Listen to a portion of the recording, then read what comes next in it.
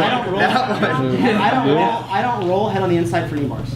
Yeah, like looking out, kick into the armpit, right? Yeah. But I'm not going for knee bars. So stand up real quick. Like if I'm doing a roll, stand up. If I go here, I'm going here, look at this, and I have no intention of finishing this knee bar. Okay? Start grappling. You dig? Chris is like, Same thing for the turtle. Yeah, so I practice games. if I can if I could roll, I can build. You know what I mean? Like so like if you're behind me here, like this, like I can build. I'd rather build and go from here. Right, exactly. So it'll be the same roll. Okay. I'd rather just build and then do it because I have more airtime. So I'll build first, then I'll do it for my knees. Okay. And better guys, what they do is they're behind you, they'll like hang out shin over your leg so you can't get your leg the hole anyways. Do you know what I mean? Oh, that makes sense. So you get like almost like a wind up for the Yeah, I want to build before I do. I want to do from standing. And it's not hard. I mean, if you're already back there and you've got a seatbelt, I made some mistakes. Let's say you're in a front headlock. Okay. No, front headlock. Sorry. Okay, watch right here. So guys, see this arm right here?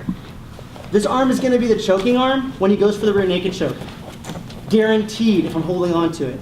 If he only has one direction he can spin, the other direction gets an arm drag, so go for my back. You see that?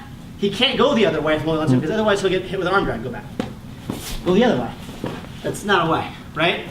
He'll never go that way. If I'm holding on to that arm, he's always going this way, okay? So if I'm in front headlock and I'm holding that arm to defend the choke, I know for a fact he's going to spin in that direction. I know for a fact that's going to be the choking arm.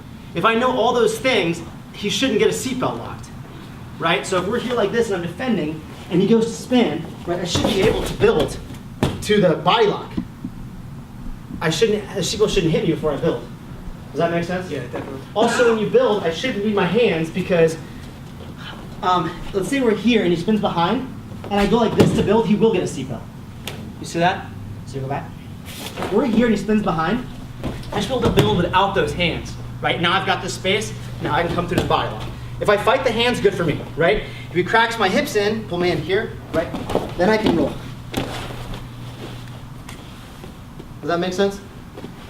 It's like fundamental grappling, right? Like you shouldn't end up bottom turtle if you went from the front. You should end up here if you went from the front. Like pretty much every time, right? So go to turtle.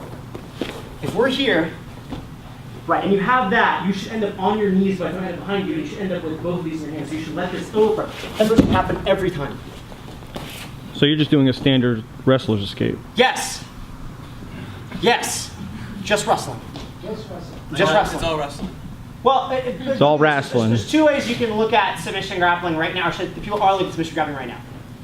You can look at it as jiu-jitsu without a gi or wrestling with submissions. Okay. I'm going to ask you a question. Who has been moving at a high level without a jacket longer competitively? So if I want to know how to move without a jacket on, I'm going to look for them for cues. And it's going to be more consistent. I'm not the only one. Watch the way Marcelo Garcia moves. Right? The way the better guys are looking in that direction, like how to move your body without a jacket. This whole escape doesn't work in the jacket.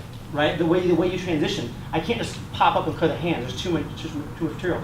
The limp leg doesn't work that well in the jacket. You can grab your pants, right? But without the pants, you could through that hole, right? So you have to use the fact that it's no-gi. And so a lot of techniques I teach to students are take advantage of the fact there isn't a jacket and move accordingly, right? Once his hands split open to take my back, he's not holding on to anything. He has zero connections. So I should be able to power up, fight the hands down, pop them. And if I can't, then I do the thing that's illegal in wrestling, which is a rolling leg lock.